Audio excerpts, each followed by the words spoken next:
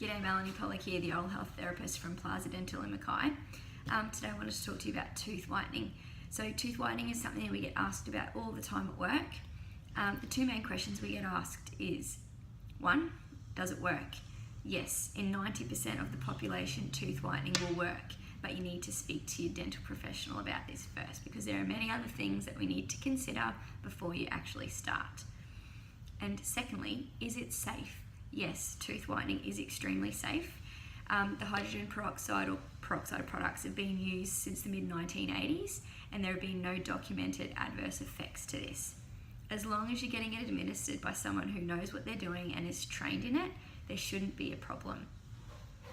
The whitening methods that I've been seeing on social media platforms of late are a little bit disturbing. I find them quite misleading and potentially damaging to your teeth. So just be really careful if you are looking at using something like that. Why do my teeth stain? There are two types of stains, internal staining and external staining. For the purpose of this vlog, and we're just going to be talking about external staining today, which is what most people are talking about and what tooth whitening really tackles. So external stains can occur as soon as the tooth erupts in the mouth. Enamel is quite porous, so it will take up staining over time. External staining occurs for many different reasons. The most obvious is because of what we eat and drink, so tea, coffee, red wine, and also tobacco, okay? So they're things to bear in mind. The more you do of either of those things, the more staining you're likely to have in your teeth. The other reason we can get external staining is because of the plaque and the calculus that we accumulate in our teeth over time, and that is quite porous, so it takes up a lot of staining. The other reason is we get old, okay, or older I should say, no offense. As we get older, our teeth become more yellow, and over time the staining that we do have, it can penetrate deeper and deeper within the enamel, so it's harder to remove with conventional cleaning, professional cleaning, and things like that. So the actual process of tooth whitening isn't that complicated. Basically the gel penetrates into the enamel, the hydrogen peroxide or carbamide peroxide breaks up the staining compounds into smaller particles. And when it does that, it makes your teeth look brighter.